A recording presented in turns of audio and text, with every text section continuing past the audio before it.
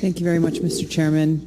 I appreciate your leadership and the leadership of my colleague, Congresswoman Hanabusa, and how she has so ably and successfully represented Hawaii here on your committee as well as here in Congress. Puna and the town of Pahoa are in my district on Hawaii Island, and I'm continuously inspired by their resilience. They've faced multiple natural disasters. Hurricane Iselle was the first. Many homes were destroyed.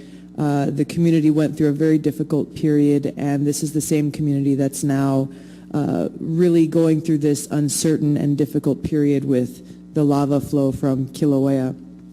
It's been incredible how the community has risen to the challenge, and it's really been through the leadership of Chief Daryl Oliveira and Mayor Kinoy, who have really been at the heart of the readiness and preparedness that has occurred. I think there's some great lessons learned that I know they will be able to share with others who may face this similar type of hazard in the future.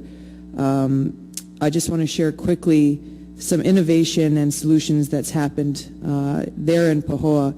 There are students at Pahoa's Hawaii Academy of Arts and Sciences, as we're talking about the effects of VOG. They came up with an idea for an air scrubber for volcanic smog or VOG. The scrubber pulls the VOG from the air with a fan and neutralizes acidity with a compound similar to baking soda. The materials for the scrubber are available for $100 at a local hardware store, and the student-assembled scrubber, they put it together for $150, $50 going back to the school. So this is the kind of innovation that is really coming organically from the community here. Aloha, Daryl. I know you have a lot on your plate right now, but I'm just wondering if you could touch quickly on federal assistance that you see will be helpful to the community there, whether it be, you've already talked about the Chain of Craters Road, but also other types of federal assistance that you know will be necessary for this community's recovery.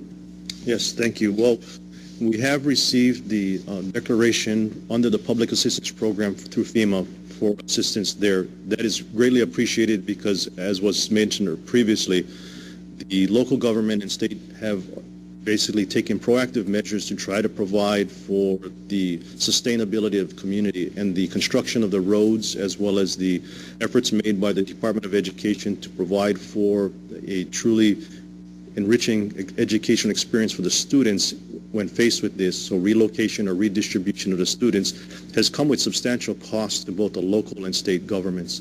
So through the public assistance program, we're optimistic and hopeful that we recover some of those costs and allow the local and state governments to then allocate additional resources to other much needed programs and projects.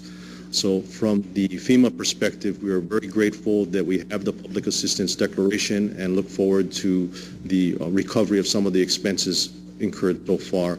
Others is the continued support of the USGS. As I mentioned, their expertise is invaluable to our office and to all of the executives here at the local level and the state with making decisions on not only our actions in response, but also in preparation for any recovery. So their services and support are invaluable and much needed. Other than that, we received tremendous support from our state, the governor's office, the local National Guard. I feel at the present time we have more than adequate resources made available to us to continue to respond to the needs of the community. And other than those programs, as I mentioned, I feel that we are very grateful and appreciative to what we received so far. And again, thank you for all of your support.